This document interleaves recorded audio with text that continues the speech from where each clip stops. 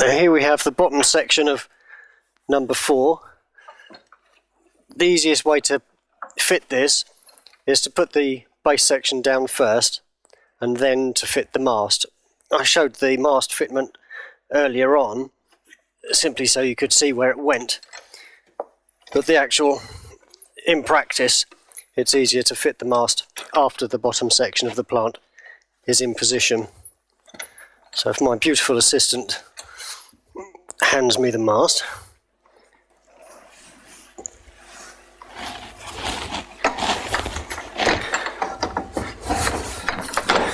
that's the mast in position. When the two parts of the pod go together, there are seatbelt straps which come down from the upper section, and on each side there is a gravity gate here and a hook here. The belt comes down through this gate and hooks on to that hook there, and the same on the other side.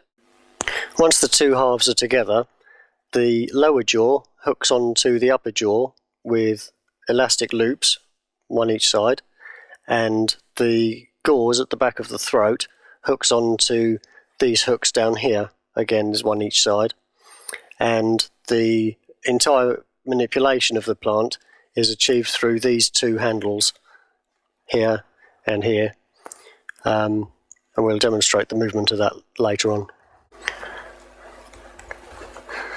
The top section of the plant is lifted into position, and a socket connects with the top of the mast. Now this part of the puppet is top heavy and needs to be stabilised whilst the rest of it is fitted.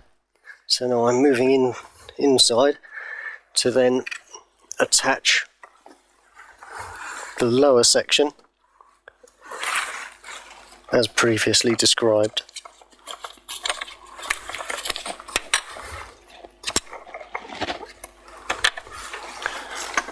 One side. Again, with 2 or 3 stage hands, this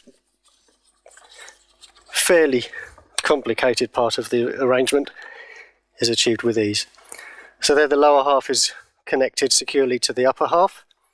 Now the bottom jaw buttoned onto the top jaw, and the lower section of the gauze hooked onto the hooks, and that is the pod in one piece.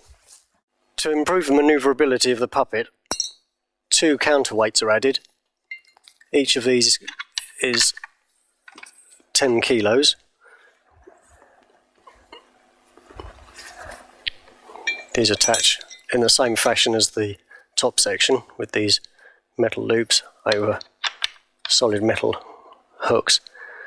This then helps balance the entire pod.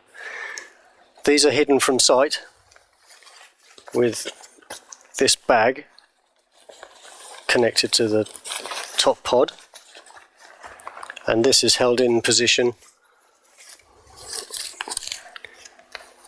with elasticated loops which hook around the leaf mounts.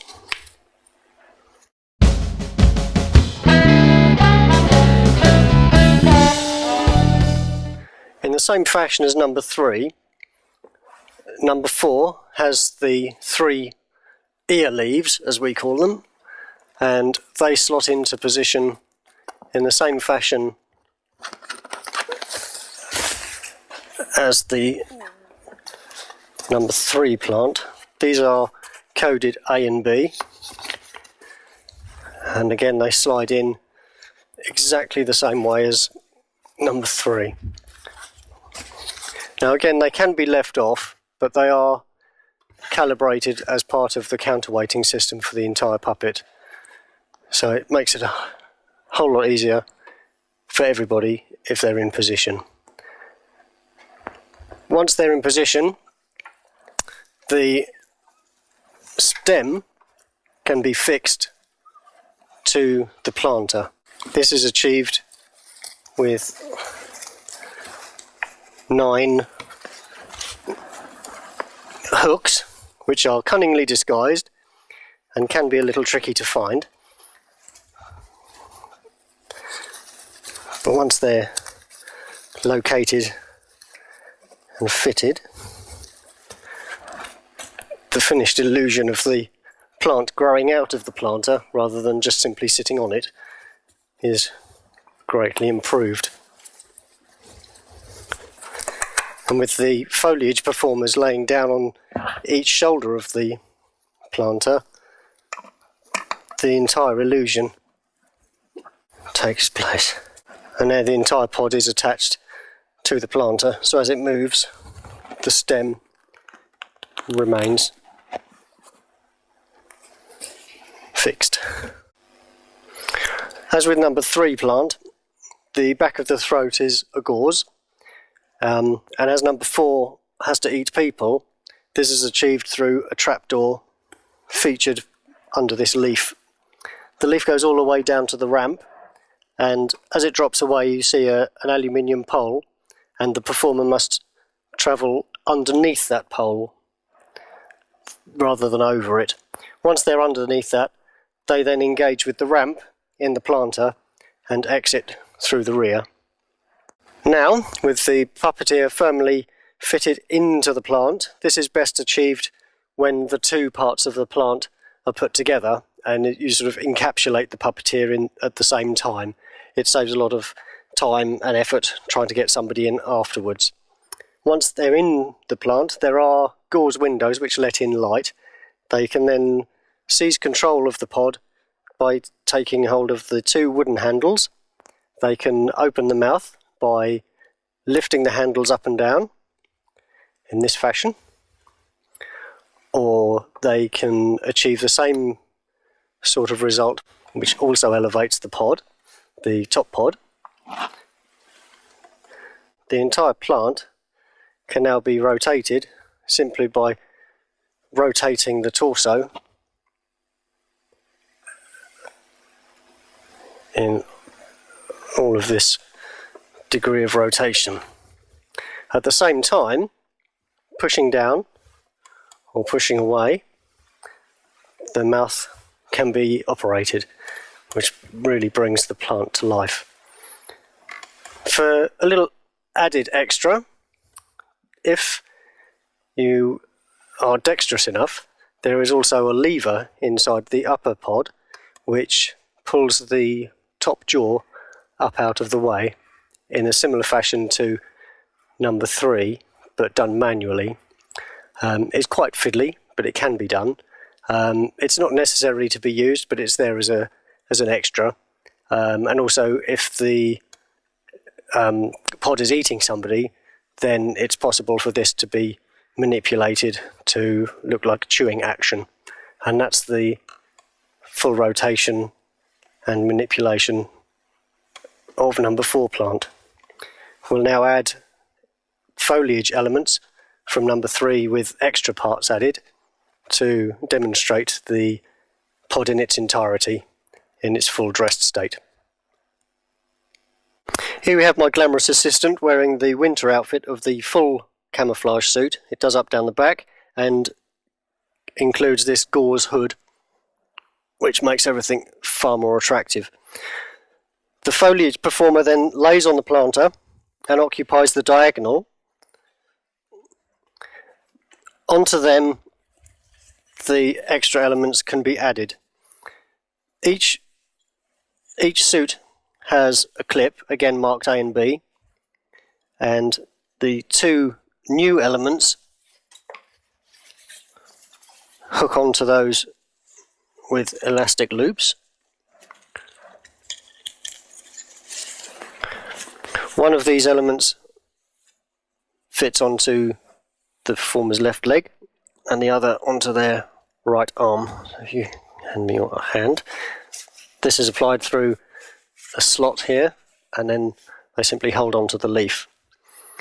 In the same fashion as the foliage on number 3, this leaf is attached to their foot. The A and B elements from number 3 are then clipped to the clip and fitted to the performer's leg as before. And finally, this loose leaf goes onto their remaining arm and is held in position in the same fashion as the other leaf. So now here I am dressed in the foliage components as well. Here you can see the individual leaf, as I explained earlier on, and the extra tendril, and the plant 3 element, and the new number 4 element. So if I lay down into position, the 2 plant elements can then come to life and work independently of the main pod, and with the pod manipulation as well, the whole effect becomes apparent. So here we've replaced fresh air with the foliage performers to demonstrate the being eaten element of the puppet. I shall be volunteering myself to the plant, so it may be a little bit noisy on the microphone. So the mouth can open, so it's nice and menacing. Mushnik or Audrey or whoever can then lean in, and as this happens, the plant needs to pull back slightly so it's balanced over the planter. This will automatically lower the top section of the pod, and then the puppeteer, as the performer is being eaten, can then lightly push up on the rear of the top pod, which then closes the mouth further.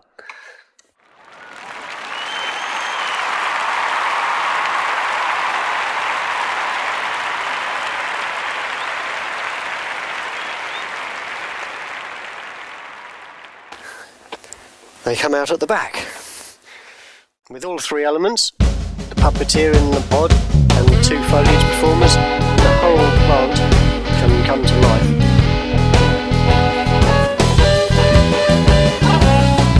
And again, move in sync to the songs